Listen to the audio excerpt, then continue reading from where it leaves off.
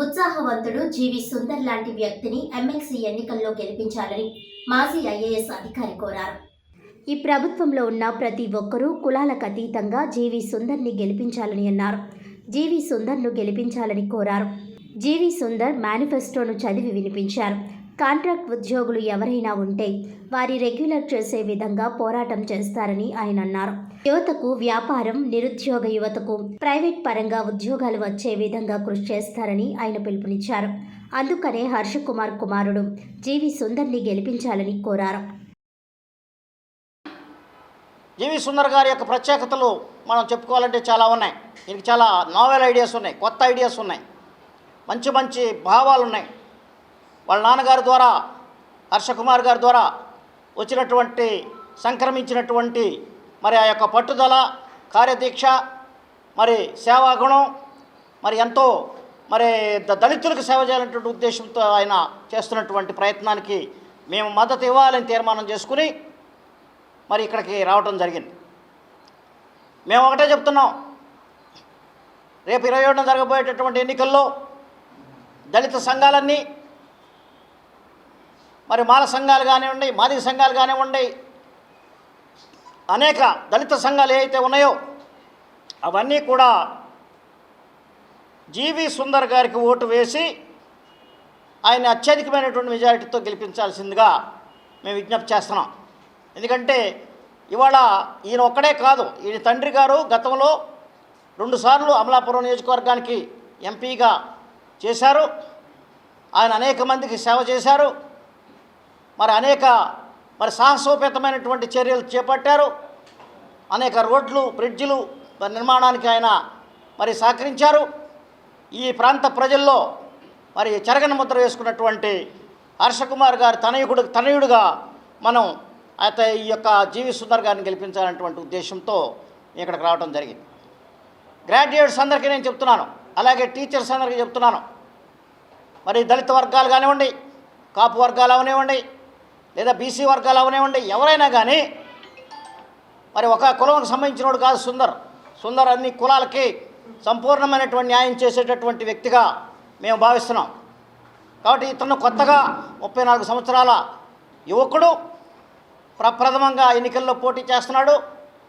మంచి active person. ఇతన్ని మనం గెలిపించుకున్నట్లయితే రేపు కౌన్సిల్లో అనేక రకాలైనటువంటి సమస్యల మీద మరి ఆయన చర్చించడానికి కానీ, సమస్యల పరిష్కారానికి కానీ కృషి చేస్తాడని చెప్పి మేము విశ్వసిస్తున్నాం. అయితే ఈయన యొక్క మేనిఫెస్టో చాలా నావెల్గా న్యూగా ఉంది. ఈ మేనిఫెస్టో మనం చూసినట్లయితే ఎడ్యుకేషన్ ఈయన యొక్క ప్రయారిటీ చెప్పారు. Education, employment and job security. Education, employment and job security అని చెప్పి ఈ 3 కీలకమైనటువంటి అంశాలకు ప్రాధాన్యత ఇస్తున్నాడు ఆయన. సో ఇది ఆయన యొక్క మేనిఫెస్టో. ఈ మేనిఫెస్టోని మనం చూసినట్లయితే ఎంప్లాయ్మెంట్ ఎక్స్చేంజ్ కేంద్రం అనేటువంటిది ఏర్పాటు చేస్తానని చెప్తున్నారు ఆయన. దేనికంటే పరిశ్రమలకి, విద్యా సంస్థలకు మధ్య కనెక్టివిటీ చేస్తూ ఎంప్లాయ్మెంట్ ఎక్స్చేంజ్ క్రియేట్ చేస్తానంటున్నాడు. ఎందుకంటే ఏ ప్రైవేట్ పరిశ్రమలు అయితే ఉన్నాయో, అక్కడ కావాల్సినటువంటి కోర్సులు అయితే ఉన్నాయో వాటికి, అలాగే స్టూడెంట్స్కి మధ్యలో ఒక వారధిలాగా ఒక ఎంప్లాయ్మెంట్ ఎక్స్చేంజ్ క్రియేట్ చేయాలనేటువంటి ఉద్దేశం. చాలా కొత్త ఆలోచన, ఇంతవరకు ఎవరు చేయలేదు. కాబట్టి వీటిని ముందుకు తీసుకెళ్తానని చెప్పడం మరి ఆహ్వానించదగినటువంటి మరి మేనిఫెస్టో అంశం ఇది.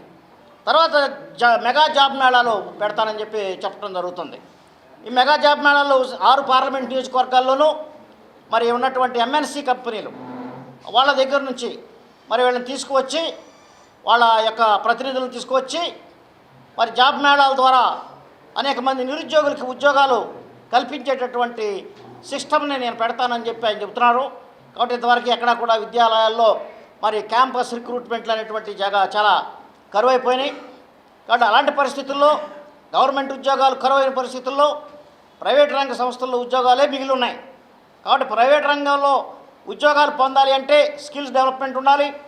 మరి అలాగే కంపెనీలకి మరి నిరుద్యోగులకి మధ్యలో ఒక రకమైనటువంటి మరి నెట్వర్క్ జరగకపోతే చాలా కష్టం. అందుకని చెప్పి ఈ యొక్క జాబ్ మేళా అనేటువంటిది ఏర్పాటు చేసి దాని ద్వారా రిక్రూట్మెంట్ సిస్టమ్ చేయాలని చెప్పి ఆయన ప్రామిస్ చేస్తున్నారు. రామారావు, అఖిల భారత మాల సంఘాల జేఏసీ వైస్ చైర్మన్ని. పక్కన ఉన్నటువంటి చైర్మన్ గారు, మా చైర్మన్ గారు డాక్టర్ ఉప్పులేటి దేవిప్రసాద్ గారు, IRS retired income tax commissioner, అలానే లక్ష్మీపతి గారు కూడా ఉన్నారు. మేము ఇక్కడ రావడానికి మెయిన్ ఉద్దేశం ఏంటి అంటే, జీవి హర్ష్ కుమార్ గారు మనందరికీ తెలుసు. ఆయన గురించి ప్రత్యేకంగా మనం చర్చించుకోని అవసరం లేదు. ఎక్కడైనా ఎవరికైనా ఎటువంటి అన్యాయం కానీ ఎటువంటి సమస్య కానీ వస్తే అక్కడ ఆయన వాలిపోతారు. అటువంటి జీవి హర్ష్ కుమార్ గారి తనయుడు ఒక యంగ్ హర్ష్ కుమార్ గారు, జీవి సుందర్ గారు మొదటిసారిగా మీ ముందుకు గ్రాడ్యుయేట్ ఎమ్మెల్సీ రూపంలో మీ ముందుకు వచ్చి తన యొక్క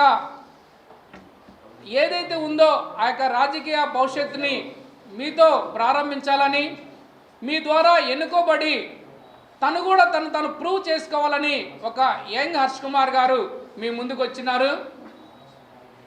ఆయనకి పోటీదారులుగా ఉన్నటువంటి కూటమి ప్రభుత్వం కానివ్వండి, ఇంకొకరు కానీ వాళ్ళు కేవలం ఉన్నటువంటి ప్రభుత్వాన్ని నమ్ముకొని మీ దగ్గరకు వచ్చారు. కానీ వాళ్ళకంటూ ఎటువంటి ఒక పర్సనల్ ఎజెండా కానీ ఇప్పుడు వాళ్ళు పోటీ చేస్తున్నప్పుడు వాళ్ళు ఒక మేనిఫెస్టో ఇవ్వాల్సి ఉంటుంది. ఇటువంటి మేనిఫెస్టోని వాళ్ళు ఎవరు కూడా ఇవ్వట్లేదు.